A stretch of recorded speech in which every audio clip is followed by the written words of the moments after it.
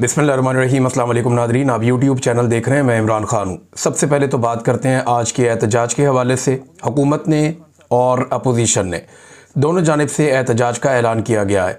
Opposition जो है वो इमरान खान साहब की कॉल है, जबकि साथ ही उलमा इकराम की कॉल भी है कि जो कुछ मुरीदके में किया गया, जो सानिया हुआ मुरीदके में, उसके बाद काफ़ी रद्द अमल है।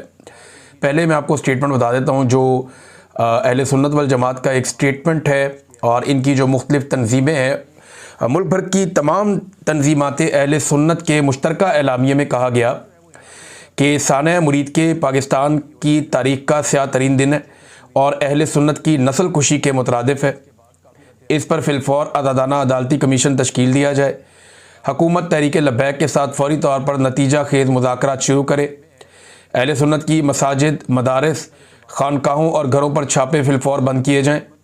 तहरीक लब्बैक के गिरफ्तार कायदीन और कारकुनों को फौरी रिहा किया जाए। शोहदाए सानिया मुरीदके की लाशें वुरसा के हवाले की जाएँ। ज़ख्मियों को इलाज की बेहतरीन सहूलियात फराहम की जाएँ। मुल्क भर की मसाजिद में 17 अक्टूबर को नमाज जुमा में सानिया मुरीदके के ख़िलाफ़ मज़हबती करारदादें पेश की जाएंगी। अच्छा जी, अब ये इस हवाले से इनका है, और वो कह रहे हैं जी कि इसको एहतजाज भी करेंगे और इस दिन के हवाले से स्याह तरीन दिन भी उन्होंने करार दिया। ये एक मुश्तरका एलामिया उनकी जानिब से आ गया, जबकि इस बात का हुकूमत को खदशा है कि जुम्मे वाले दिन लोग निकल कर इज्तिमात करेंगे और मुख्तलिफ मसाजिद के बाहर निकल कर एहतजाज करेंगे। इस एहतजाज को पाकिस्तान का रवायती मीडिया बिल्कुल नहीं दिखाएगा। मना कर दिया गया मीडिया को कि आपने नहीं दिखाना, और सोशल मीडिया पे जो लोग दिखाएंगे उनके बारे में भी क्रैकडाउन किया जाएगा। ये हुकूमत ने पहले से ही मनसूबाबंदी की है कि तहरीक लब्बैक के सोशल मीडिया को भी कुचल दिया जाएगा। पाकिस्तान तहरीक इंसाफ के सोशल मीडिया को कुचलने की बहुत कोशिश की गई, लेकिन वो आज तक सर्वाइव कर रहा है। अब तहरीक लब्बैक के बारे में जो मोहसिन नकवी साहब ने एक स्टेटमेंट दिया, उनका स्टेटमेंट ये है कि जो गोली चलाई गई है वो सिर्फ उन लोगों पे चलाई गई जो लोग मुसल्ला थे या जिनके पास हथियार मौजूद थे। किसी ऐसे शख्स के ऊपर गोली नहीं चलाई गई जो गैर मुसल्ला था। दूसरा, उन्होंने कहा जी कि पुलिस को बहुत मारा है तहरीक लब्बैक के लोगों ने, बल्कि एक पुलिस वाले के बारे में वो कहते हैं जी कि उसके जिस्म में कोई 21 गोलियां या पता नहीं इससे ज़्यादा गोलियां बता रहे थे कि वो लग गई हैं। हालांकि हमने जो मनाजिर देखे सोशल मीडिया पे या जहां से भी मनाजिर आ रहे थे, उनमें कहीं पे भी हुकूमत खुद भी नहीं दिखा पाई कि कीलों वाले डंडे, या खुद भी नहीं दिखा पाई मौजूदा मनाजिर में कि तहरीक लब्बैक के लोग गोलियां चला रहे हैं। हालांकि बहुत सारे ऐसे मनाजिर मौजूद हैं जहां पे पुलिस या रेंजर्स वो गोलियां चला रहे हैं, तोड़ फोड़ कर रहे हैं। बहरहाल जो मोहसिन नकवी ने क्लेम किया, उन्होंने कहा जी हम तो मुज़ाकरात लगातार कर रहे थे, आखिरी मिनट तक हमने मुज़ाकरात किए और हमने किसी ने हत्या शख्स को नहीं मारा। ये सारी चीज़ें मोहसिन नकवी ने कही हैं। लेकिन मैं आपको एक चीज़ सुनवाता हूँ। मैंने आपसे कहा था ना मेरे पास सबूत मौजूद है, तो ये जो मेरे पास सबूत मौजूद है, ये जनाब अल्लामा फारूकुल हसन साहब हैं, तहरीक लब्बैक पाकिस्तान के शूरा के हेड हैं। तो ये जो अल्लामा फारूकुल हसन साहब हैं, इन्होंने मुझे एक पैगाम भेजा, एक ऑडियो, क्योंकि उस वक्त तहरीक लब्बैक के ऊपर क्रैकडाउन का आगाज़ हो चुका था जब इन्होंने मुझे ये ऑडियो मैसेज भेजा था। और इसके बाद जो रात आई और जो दिन का टाइम हुआ तो बहुत तबाही फैली उसके बाद।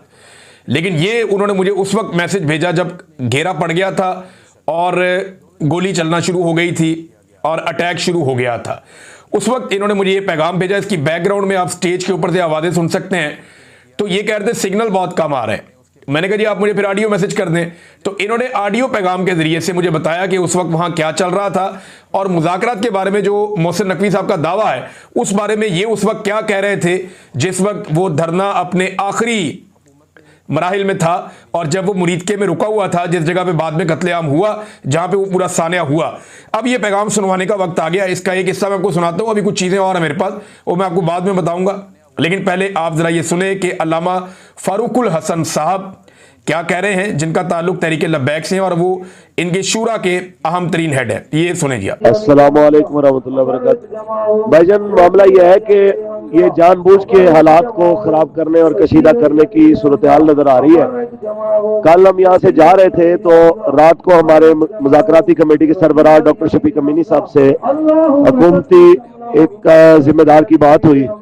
उन्होंने कहा जी आप कारवां को रोक दें मुरीदके में, तो हम आपसे बातचीत करते हैं। तो कारवां यहाँ पे रुक गया। तो उसके बावजूद यहाँ पे यानी आज पूरा दिन गुजर गया इसी इंतजार में।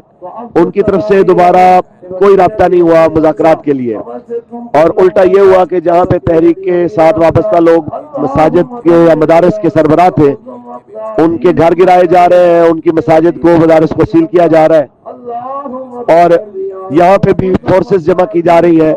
रेंजर की एक बड़ी तादाद और पुलिस की जो है वो इसके कुर्ब जवार में।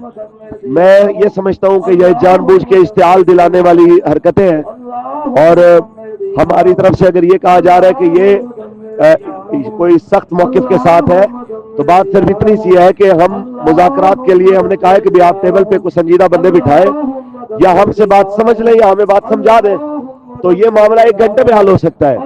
तो इसकी बजाय कि कोई संजीदा कमेटी देने की बजाय या कोई भी नाम देने की बजाय फोर्सेस को लगा देना और मुहासरा करना और अफरा तफरी फैलाना, और जिन इलाकों में गिरफ्तारियां पहले नहीं थी अब पूरे पाकिस्तान में वहां पे भी क्रैकडाउन शुरू हो जाना, ये सिर्फ अफरा तफरी फैलाने, फस्तायत और जुल्म के और कुछ भी नहीं है। कल से लेके अब तक दर्जनों बंदे शहीद हो चुके हैं, सैकड़ों जख्मी है, और 30 से ज्यादा वो है जो बिल्कुल जिंदगी और मौत की कश्मकश में है। हम सिर्फ एक सवाल कर रहे हैं कि भाई ऐलान एहतजाज का हुआ था, एहतजाज शुरू भी नहीं हुआ, आपने गोली क्यों चलाई है, और अभी भी गोली क्यों चला रहे हो? कि जिस वक्त हम अभी तक, आपको पता है कि अगर हमारे हाथ से या हमारे क्राउड से कोई रद्द-ए-अमल आता जिसके रद्द-ए-अमल में कोई पुलिस वाले या रेंजर वाले की जान चली जाती, इस वक्त सारा मीडिया हमारे ऊपर बात कर रहा होता। लेकिन अब तक किसी एक भी सिक्योरिटी फोर्सेस के जवान का जान बाक ना होना और सिर्फ हमारी लाशों का गिरना, ये इस चीज की अलामत है कि हमसे बड़ा पुरअमन कोई नहीं है। लेकिन यहाँ पे सूरत हाल ऐसी है कि दुनिया के सामने ये पता नहीं क्या साबित करना चाह रहे हैं। लेकिन मैं इस मौके पे कहूंगा, आप तमाम साथी जितने भी सहाफी हजरात हैं, आप इस मामले में हमारी आवाज को लोगों तक पहुंचाएं। अच्छा जी, ये आप सुन रहे थे अल्लामा फारूकुल हसन साहब को, जो शूरा के हेड हैं, और इनका इसी नाम से मेरे पास मोबाइल नंबर सेव है। मैं कोई इनसे पहले राब्ते में नहीं था, मुझे इनके लोगों ने रब्ता करवाया था कि लब्बैक के जो पार्टी के मुख्तलिफ लोग हैं, कोई एक जर्नलिस्ट हैं वो भी बीच में थे, मैं उनका नाम नहीं लूँगा because he is in Pakistan, उनके भी मेरे पास मैसेजेस हैं। अब ये जब क्रैकडाउन शुरू हुआ, ये उस वक्त की इनकी बात है। अब उसमें ये कहते हैं कि दर्जनों लोग शहीद हो गए, वो कहते हैं 30 के करीब ऐसे जख्मी पड़े हुए हैं जो ज़िंदगी और मौत की कश्मकश में, और पीछे इनको स्टेज के ऊपर से लगातार वो आवाज़ें आ रही हैं, लोग अल्लाह रब्बुल इज़्ज़त का नाम ले रहे हैं। अब ये जो माहौल था, ये बड़ा टेंस माहौल था जिसमें इन्होंने मुझे ये मैसेज किया, और उस वक्त ये कह रहे थे कि हम मुज़ाकरात करना चाहते हैं। मेरे साथ इनकी पहले बात हो रही थी, वो ऑडियो बार बार कट रही थी, बात हो नहीं पा रही थी, तो मैंने इन्हें कहा कि आप मुझे ऑडियो मैसेज भेज दें क्योंकि आपके पास सिग्नल नहीं है। तो फिर इन्होंने मुझे ये 2-3 ऑडियो मैसेजेस भेजे, वो मेरे पास महफूज हैं। अभी और चीज़ें भी हैं, वक्त आएगा मैं आपको बताऊंगा। मैंने आपसे कहा था ना कि मैं आपको तब बताऊंगा जब हुकूमत कोई दावा करेगी। तो मोहसिन नकवी साहब ने दावा किया कि जनाब हमारे तो आखिरी वक्त तक मुज़ाकरात चल रहे थे और हमने बड़ी कोशिश की 2-3 दिन मुज़ाकरात करने की, लेकिन मुज़ाकरात नहीं किए गए। ये एक झूठ है और मैंने आपको इसका पहला सबूत दिया है। इसके अलावा और बहुत सारे सबूत हैं। जो लोग स्टेज पे मौजूद थे वो बार बार ये कह रहे थे। शाहिद खकान अब्बासी साहब ने कहा जी हकायक छुपाए गए हैं, बहुत सारे लोग शहीद हुए हैं, मय्यतें उन्हें वापस नहीं मिल रही। उन्होंने अपने इलाके के अपने करीबी एक बंदे के बारे में भी बताया कि जनाब अब हलफनामे मांगे जा रहे हैं, गारंटियां मांगी जा रही हैं कि कोई कानूनी कार्रवाई नहीं की जाएगी, अगर आपको लाश दफनाने के लिए वापस देंगे तो लोगों के लिए लाशें वापस लेना एक मसला बना हुआ है। दूसरी जानिब तहरीक लब्बैक के कुछ 3400 कारकुनान गिरफ्तार कर दिए गए। अच्छा, एक सवाल पूछा जाता है, बार बार किया जाता है कि जनाब जब फलस्तीन के अंदर अमन आ रहा है तो फिर आप एहतजाज क्यों कर रहे हैं? भाई ये एहतजाज तो दुनिया के कई और मुल्कों में भी हो रहा है। जालिम के खिलाफ एहतजाज तो आप किसी वक्त भी कर सकते हैं, ये बाकी मुल्कों में लोग कहते हैं। बरतानिया में इस अमन मुआहदे के बाद भी एहतजाज हुआ, यूरोप में भी हुआ, और तहरीक लब्बैक के एहतजाज के ऊपर जब गोलियां चल रही थी तो साउथ अफ्रीका में भी एहतजाज हो रहा था। तो इससे क्या फर्क पड़ता है कि कोई आदमी कब एहतजाज करता है? जुल्म के खिलाफ आप किसी वक्त भी आवाज उठा सकते हैं। मसला यह है कि यह तहरीक लब्बैक बड़ी नेगेटिव पॉलिटिकल पार्टी रही है, मुझे पता है इनका। इन्होंने गालम गलोच का एक बाजार गर्म किया हुआ था, इनकी क़यादत मेंबर पे बैठ के गाली निकाल देती थी। वो सारी जगह चीजें अपनी जगह, इनको कानून के मुताबिक आपको निपटना चाहिए था। आज तक इनकी कोई चीज आपको बुरी नहीं लगी, सिर्फ ये इसराइल के खिलाफ बाहर निकला है तो आपको बुरा लग गया और आपने इतना बड़ा ऑपरेशन कर दिया और इतनी ऐसी सूरत बना दी। अच्छा, बहुत सारे हमारे जो दोस्त हैं ना, जो लिबरल्स हैं, जो पाकिस्तान तरीके इंसाफ के ऊपर जो जुल्म और सितम हुआ उसके ऊपर भी बात कर लेते हैं, वो इस बारे में जो है ना वो मुख्तलिफ राय रखते हैं। वो कहते हैं जी इनको मारो, ठीक है, क्यों, ये इंसान नहीं है। वो ये कहते हैं जी इस फितने को कुचल दो, इसको ख़त्म कर दो। आपकी बात ठीक है, लेकिन अगर आप मावराए अदालत कत्ल करने की इजाज़त दे देंगे रियासत को, तो आज वो इन्हें मार रहे हैं। वो तो इसी तरह जस्टिफाई करते हैं कि बलूचिस्तान में जो कत्ल होते हैं मावराए अदालत वो भी ठीक है। वो तो ये भी कहते हैं जो पंजाब पुलिस कत्लेआम करती चली जा रही है, पुलिस मुकाबले हो रहे हैं, वो भी ठीक है। वो तो यही कहते हैं जिनको हम जबरी तौर पे लापता करते हैं या जिन्हें गुमशुदा करते हैं या जिन्हें ठिकाने लगा दिया जाता है, जिनकी मसकशुदा लाशें मिलती हैं, वो भी ठीक है। यानी अगर आपने इसी तरह से फितनों को कुचलना है तो फिर अदालतें बंद कर दीजिए, कानून और इंसाफ के तमाम दरवाजे बंद कर दीजिए। हर सोच को खत्म करने के लिए आप बंदूक नहीं उठा सकते, आपको लॉजिकली चीजें करनी पड़ती हैं। मुल्क के अंदर एक कानून होता है। मेरी तमाम लिबरल हजरात से गुजारिश है कि आपको इनसे बहुत गिले होंगे, बहुत शिकवे होंगे, मुझे भी है यार। आप लोगों को तो इन्होंने प्रैक्टिकली नहीं मारा, मेरे साथ तो हाथापाई हुई है। इसके बावजूद मैं ये कह रहा हूं कि किसी को घेर के चारों तरफ से गोलियां चलाना किसी किस्म का इंसाफ नहीं है। अदालत में चले जाएं, कानून के मुताबिक कर लें, बंदों को गिरफ्तार कर लें। अभी मसाजिद बंद की जा रही हैं, जगह जगह पे जो है वो ऐलानात किए जा रहे हैं। और मुझे ऐसा लगता है कि जो रिजवी बरादरान हैं उन्हें मंजरे आम पे लाने के लिए जुम्मा गुजरने का इंतजार किया जाएगा, क्योंकि जुम्मे के दिन जो है वो मजहबी सियासी जमातों का रिएक्शन बहुत ज्यादा आता है, वहां उनकी स्ट्रेंथ बहुत बढ़ जाती है। लिहाजा जुम्मा गुजरने का इंतजार किया जाएगा और जुम्मे के बाद आप कोई ना कोई डेवलपमेंट देखेंगे, मुझे तो ऐसा लग रहा है। रिजवी बरादरान के बारे में कभी इम्कान ये है, और मैं इस पे बिलीव इसलिए करता हूं कि मैंने ऐसा होते हुए देखा बार बार, कि वो पाकिस्तान की इंटेलिजेंस एजेंसियों की हिरासत में हो सकते हैं। बहुत मुमकिन है कि जो एजेंसियां कह रही हैं वो ठीक हो, लेकिन नहीं, मुझे ऐसा ही लगता है। क्योंकि देखिए अगर वो किसी और जगह पे आते तो उनका कोई ना कोई पैगाम आ जाता, कोई ना कोई ऑडियो आ जाती, कोई ना कोई वीडियो आ जाती। वो अगर जख्मी हैं तो वो कहीं इलाज करवाते, या उनकी फैमिली की जानिब से या पार्टी की जानिब से कोई हिकमत अमली सामने आ जाती। ये ऐसे इश्तिहारियों की तरह छुप कर तो वो रह नहीं सकते। मैं अपने बारे में भी सोचता हूं कि क्या मैं ऐसे रह सकता हूं, तो मैं नहीं रह सकता। तो वो कैसे इस तरह इतना टाइम गुजार सकते हैं? एक पॉलिटिकल पार्टी तो बनी हुई है ना उनकी, चाहे आप उससे इख्तलाफ करें, उसके हेड हैं। ये मुमकिन नहीं है। मेरी दानिश में वो एजेंसियों के पास ही हैं, और जो ठीक वक्त आएगा उस ठीक वक्त पे एजेंसियां उन्हें कानून नाफिज करने वाले इदारों के हवाले करेंगी, और एक पूरा इसके लिए जो है वो शतरंज एक बिछाई जाएगी और उस तरीके से वो होगा। अब कुछ लोग इसको बहुत बड़ा जुल्म समझ रहे हैं और इसके खिलाफ आवाज उठा रहे हैं। इमरान खान साहब के खिलाफ पीका का मुकदमा करने का इन्होंने फैसला कर लिया, और आप रीजन सुनेंगे तो आप हैरान हो जाएंगे। यानी इमरान खान साहब ने एक स्टेटमेंट दिया, और उस स्टेटमेंट में इमरान खान साहब ने कहा कि ट्वीट थी ना उनकी कि मुरीद के वाक़े में सरकारी इतलात के मुताबिक 4 मुजाहिरीन जान से गए, जबकि मुतासरा फरीक के मुताबिक हकीकी तादाद 400 से 600 तक है। यही तो कह रहे हैं तरीके लब्बैक वाले या बाकी लोग। रेहान ग्राम जो है वो उसने तो ये कह दिया 1000 से ज़ायद है, जबकि तरीके लब्बैक वाले कह रहे हैं कि तादाद सैकड़ों में है। समा टीवी ने जो प्रोग्राम किया, समा टीवी के प्रोग्राम के ऊपर जो तादाद बताई गई, वो जख्मियों की तादाद को 150 के करीब उन्होंने बता दी, और उन्होंने कहा जी लाशें भी और जख्मी जो है वो सैकड़ों में है। ये समा टीवी के ऊपर चला, वहां पीका नहीं लगा, वहां पे पीका ने कोई एक्शन नहीं लिया, और इमरान खान जिसने दोनों का मौक़िफ़ बयान किया उसके ऊपर पीका लगाने का फैसला कर लिया गया। How is it possible? कैसा मज़ाइका खेज मुकदमा है, सिर्फ टिकटॉकर्स की ख्वाहिश के ऊपर या उनके आकाओं की ख्वाहिश के ऊपर। यानी ये अजीबोगरीब निज़ाम चल रहा है, यहाँ लौंडियां हैं, गुलाम हैं, आका हैं। ये तो मुझे लगता है कि हम कोई कई 100 साल पीछे चले गए। पाकिस्तान के अंदर जमहूरियत नाम की चीज़ ही कोई नहीं है। ये मुकदमा जनाब हमारी ख्वाहिश है तो ये दर्ज कर दिया जाए इमरान खान के खिलाफ, ऐसे थोड़ी होता है। मौलाना फजलुर रहमान साहब एकदम गुस्से में हो गए नादरीन, और मौलाना फजलुर रहमान साहब ने जो स्टेटमेंट जारी किया वो मैं आपके सामने रखता हूँ।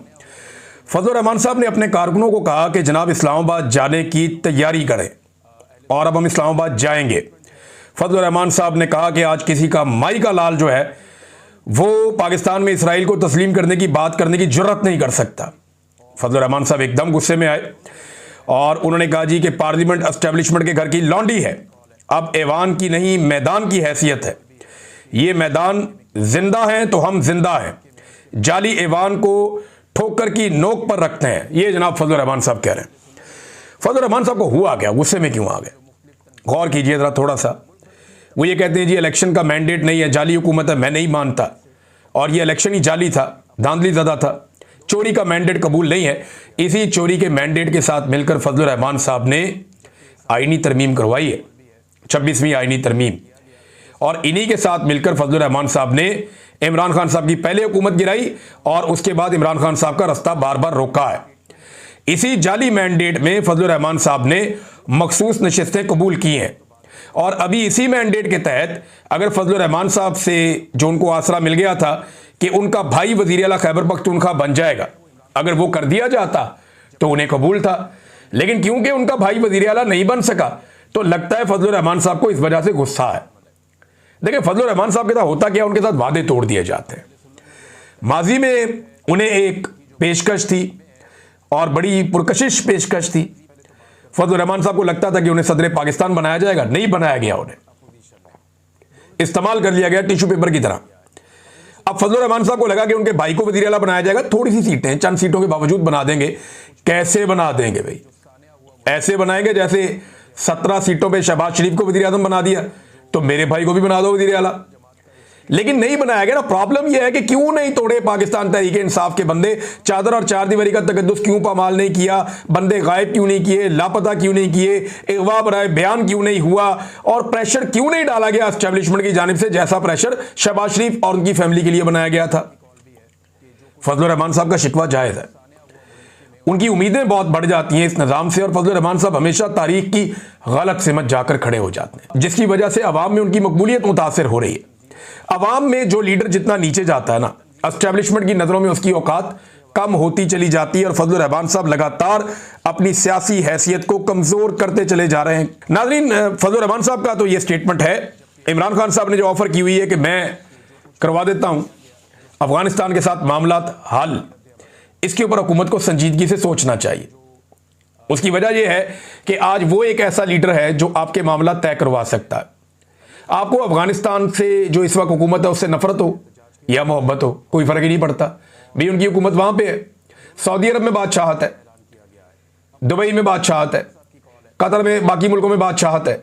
अगर आपको वहां फर्क नहीं पड़ता तो अगर डिक्टेटरशिप वहां पे अफगानिस्तान में, तो उससे आपको क्या फर्क पड़ता है? वहां पे जो मर्जी निजाम रहे भाई। ये तो नहीं हो सकता ना कि एक जगह उसी चीज के ऊपर आप कहें ठीक है, दूसरी जगह आप कहें नहीं ठीक नहीं है। तालिबान से आपको नफरत हो सकती है, उनकी सोच से आपको नफरत हो सकती है, लेकिन उनका एक अलग मुल्क है, वो अपने मुल्क में अब जो मर्जी करे। इससे पहले वहां पे एक लिबरल हुकूमत थी, वो भी आपको पसंद नहीं थी, आपके उनके साथ ताल्लुकात ठीक नहीं थे, तो पाकिस्तान ने हमेशा यहां बिगाड़ के ही रखी है। इंडिया कितना सियाना निकला, इंडिया के बेहतरीन ताल्लुकात थे अशरफ गनी से और बेहतरीन ताल्लुकात थे इंडिया के हामिद करजई से भी, लेकिन जब वो कठपुतली हुकूमतें खत्म हो गई तो ये तालिबान फातेह बन गए, इन्होंने इक्तदार पे कंट्रोल कर लिया। अब इंडिया ने यह सोचा कि भी हमारे नजरिए से लाख इख्तलाफ से तल्लक बढ़ाओ, अपने मुल्क का फायदा सोचो, दफा करो उनके मुल्क में क्या चल रहा है।